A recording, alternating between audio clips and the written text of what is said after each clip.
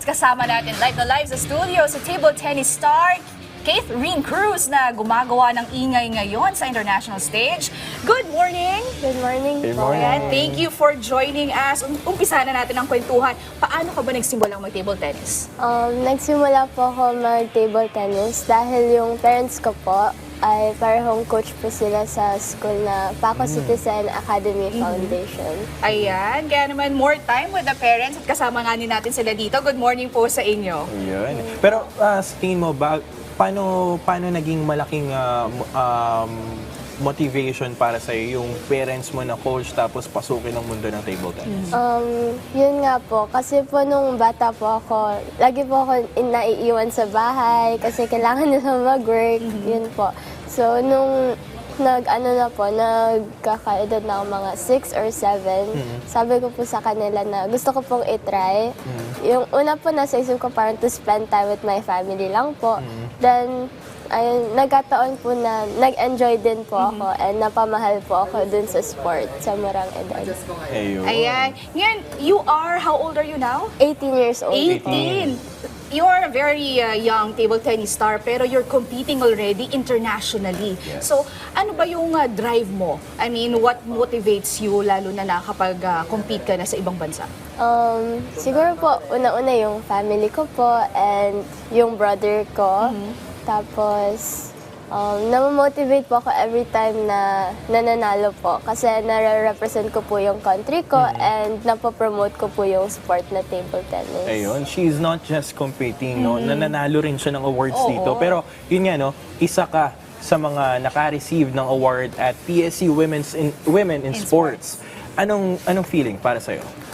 Masaya po and nakaka-overwhelm po na ma-invite sa mga ganong klaseng event. And kaya nga po nasabi ko, masaya po ako na napopromote ko po yung sport ko kasi po, hindi po gaya ng ibang sport, wala po masyadong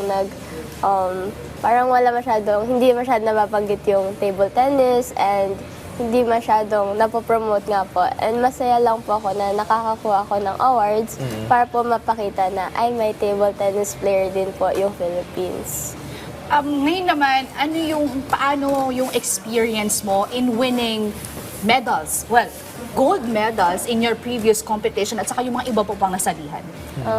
Sa una po, masaya lang po. Pero nung tumatagal na po, syempre pag may na-achieve tayo, parang gusto po natin ma-maintain or mas maangatan pa po. So, ayun po, parang tinatake ko po as experience and motivation yung kada panalo ko po para mas lalo pa po ako magpursige and hindi po magpabaya sa training. Ayun. Pero pwede mo bang ibahagi sa amin yung goal mo dito bilang table tennis player? Someday, ano ba yung gusto mong maabot? Ano ba yung gusto mong ma-achieve? Syempre po, gusto ko po maging Olympian and lagi ko po sinasabi, gusto ko maging Olympian. Pero habang tumatanda po ako, gusto ko pong maging Olympian and gusto ko rin po na maging able to win medals in different competitions po. And kasama na po dun yung Olympics and yung mga SEA Games po. Ayun. Well, ikaw ay isang estudyante pa. So, paano mo nababalanse yung paglalaro at saka pag-aaral, pagtitraining and yung pagko-compete sa iba't ibang tournaments? Nung una po kasi, nung hindi pa po ako masyadong competitive sa table tennis, nasa top din po ako sa klase. Wow! Bali, honor student din po ako before. But nung nagsistart na po ako na mag-compete, nagsimula po sa mga palarong pambansa, then may mga absences na po. Tapos, syempre hindi ko na po may kailangan pong i-sacrifice. So, imbes na nasa honor pa din, medyo bumaba. Pero, ang importante naman po sa akin is, nakakapag-compete ako while may natututunan pa rin po sa klase. Follow-up question ko lang, paano mo nagagawa yun? Paano mo siya na-maintain to be on top, both in academics and your sport? Sa tingin ko po, if may goal po tayo or may gusto po tayong ma-achieve or ma-maintain, pipilitin po natin. Parang kahit mahirap, syempre ang daming puyat, ang daming stress, pero hanggat may goal po tayo and may gusto tayong ma-achieve, parang worth it naman po lahat sa huli. Ayun. Sikreto talaga dyan, partner, time management At kung Yes. paano mo idisiplinahin yung sarili mo sa pag-ensayo at pag-aaral. So, yun yung nakaka-proud sa pagiging atleta sa mga atleta. Kasi nababalance sila ng husto yung ano nila yung oras nila dun sa pag-ensayo, sa lahat. Tapos, di ba, alam mo naman, pag sa eskwela, hindi biro Ganun kadali. Oo, hindi ganun kadali. Ito pa, your parents are coaches. Opo. So, gaano sila kahirap maging coach? Gaano sila kahirap maging parent? When do they draw the line as a parent and as a coach? Ano po, pag si mama po kasi before, mas strict po siya sa academics. Then si papa medyo, basta pumasa ka lang sa academics. Pero sa table tennis ko naman, sobrang push naman po. So, parang dun po nababalance na si mama mas nagpo-focus sa side na to, then si papa dito po. So, ano po. Pero minsan may times na hindi maiwasan na pag-coach po silang pareho. Kahit nasa bahay na lang, yung minsan na ano po yung dapat i-improve mo yung ganito, ganyan. Pero okay lang naman po kasi natulungan naman po ako sa paglalaro ko and Oo. nakatulong naman po. Yun ang maganda doon, partner, kasi loob at labas ng sport, napapractice nila yung ganong attitude. So, Yes. nababalanse nga. Maganda yung balance, partner. Totoo. Pero hindi ka ba nahihirapan na, alam mo yun, yung parents mo, coach mo din? Minsan po mahirap po, syempre, kasi iba rin po yung pressure na, syempre, kailangan makapag-perform ka kasi yung parents mo po, yung parang reputation din ng parents ko yung nakasalalay. Pero imbes na negative na, baka matalo ako, baka may masabi ibang tao. Iniisip ko po na pagka nanalo ako, parang positive na lang po na pag nanalo po ako, madadala ko rin naman po yung name nila and mapapaganda ko rin naman po yung reputation po nila. Ayun. Well, along the way, syempre, hindi naman sa lahat ng competitions mo na nanalo ka. There will be times na hindi magiging maganda yung resulta. How do you take it? And how do your parents support you on that? Sinusupport po nila ako kasi usually po kasi lately yung mga international ko po, hindi ko po sila kasama. So, message po nila ako na okay lang yan and minsan may mga, di naman sermon, pero parang advice lang po na ito po yung dapat mong i-improve, ganyan.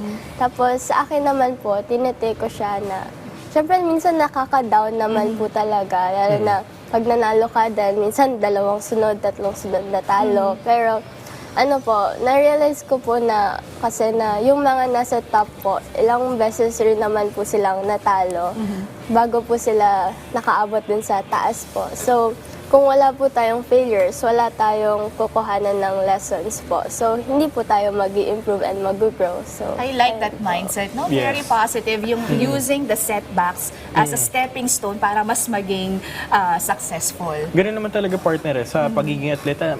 Araw-araw ka maghahanap ng motivation mo para ipagpatuloy. So, yun. Keith, meron ka bang mga upcoming competitions na pwede nating abangan?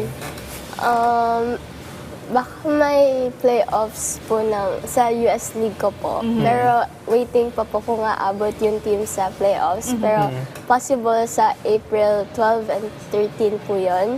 Then after, meron po akong match sa Indonesia, April 17 to 22. Wow. Then may competition din po ako sa Thailand. Oh, April nice. last week to May first week. Then, my ITTF World Championships po ako sa May 17 to 25. Wow, nice. Grabe, napakarami Oo, ang kaluwag haba ka. ng Local iyong at international paghahandaan. Pero competitions. nabanggit mo yung mga tournaments na lalaroan mo. Pag-usapan natin yung rankings mo. Nasaan ka ba ngayon? And anong masasabi mo dito? Currently sa juniors, sa under 19 girls, number 22. Okay. And this is World to. World or Opo. Asian rankings? World. rankings. Wow. Nice. Wow. Nice. Number wow. 22. And for seniors naman po, currently 169. Okay. So, Pero ayun. hindi pa rin, no? Na competing internationally, Oo. parang you won't really, the numbers won't matter pagdating sa rankings. Basta you can play, you can compete, at saka masaya ka.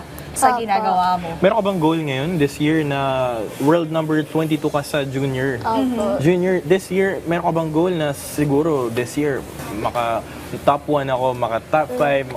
Yung ano po, yung goal ko po kasi talaga nung last year is top 20 lang. Okay na ako sa top 20, ganyan. Tapos, nung naglaro po ako na January, nanalo po ako. Umabot ako ng top 19. Oo. Opo, thank you. Pero may mga ano po, yung sa World Table Tennis po kasi per year, nag-expire po yung points. Okay. Bale, if sumali po ako ng January this year, next year January, same date, mag-expire siya. Mag-expire na. So, Okay. kailangan salo ng salo. Kailangan mag-compete ng mag-compete, Opo. no? Well, sabi nga nila, there's no way but up. Meron ka bang message o mga gustong pasalamatan ngayon? Go ahead. Ang message ko po, unang-una sa mga kabataan na gusto mag-ping-pong and nagsistart na po, na wag po kayong ma-discourage pag natalo kasi pag na-discourage kayo, talo na kayo agad. Pero pagka tinake nyo po siya as lessons, mas mag-grow pa po kayo and wala naman gumagaling overnight. And thank you po sa parents ko, sa family ko, sa friends ko, sa KG Management. Sinamahan pa po nila ako today. Yeah, syempre, Tapos, number one supporter. Sa ano ko po, sa PTTF family, sa tatan po, and sa mga sumusuporta and nagtutulong po sa akin sa mga equipments and sa lahat ng Yan, syempre. At marami pa siyang gustong batiin, pero congratulations! Yes. And of course, good luck sa iyong mga upcoming tournaments. Thank you for joining us this morning, Keith Reen Cruz, and to your family as well. Maraming Thank salamat. you.